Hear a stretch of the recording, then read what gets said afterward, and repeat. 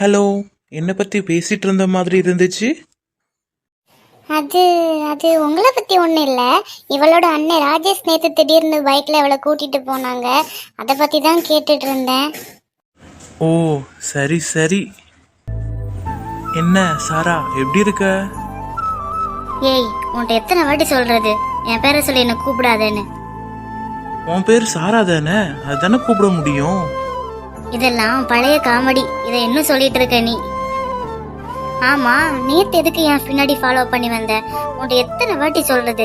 யாராவது பார்த்தா என்ன தப்பா தான் நினைப்பாங்க. எதுக்கு இப்படி பண்ற? அப்போ நீ எனக்கு ஓகே சொல்லு, உன் பின்னாடி ஃபாலோ பண்ண மாட்டேன். எங்கேயாச்சும் வேற எங்கேயாச்சும் மீட் பண்ணலாம். உன்கிட்ட பல வாட்டி சொல்லிட்டேன் என்கிட்ட இப்படி பேசாத இப்படி பேசாதன்னு. இதுக்கு மேல விட்டா நான் மேம் கிட்டையும் அல்லது எங்க அம்மா கிட்டையும் கம்ப்ளைண்ட் தான் பண்ணணும். ஹே, இன்னும் சின்ன பிள்ளை மாதிரி கம்ப்ளைண்ட் பண்ணுவேன்னு சொல்லிட்டு இருக்கிற? நான் சின்ன பிள்ளை தான், நீ தான் பெரிய மனுஷங்கனக்கா நடந்துக்கிற. சரி விடு, இப்ப என்னால என் லவ் புரிய வைக்க முடியல. எப்படியும் ஒரு நாள் ஒன்னா என் வழிக்கு கொண்டு வரேன். உனக்கு சொன்னா புரியாது. எப்படியும் உன் வழிக்கு நான் வரமாட்டேன். பார்த்துக்கலாம். வாங்கடி, கிளாஸுக்கு போகலாம். ஓகேடி, வா கிளாஸுக்கு போகலாம்.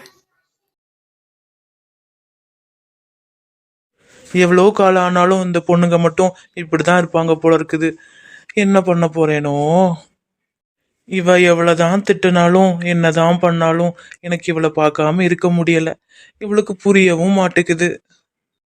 எவ்வளோ பொண்ணுங்க என் பின்னாடி வராங்க, ஆனா எனக்கு யாரையுமே பிடிக்கல. இவளதான் பிடிச்சிருக்குது, ஆனா இவ புரிஞ்சுக்க மாட்டேங்கிறாளே. சரி, அவ என்ன லவ் பண்றது வரைக்கும், என்ன புரிஞ்சுக்கிறது வரைக்கும் வெயிட் பண்ணுவோம்.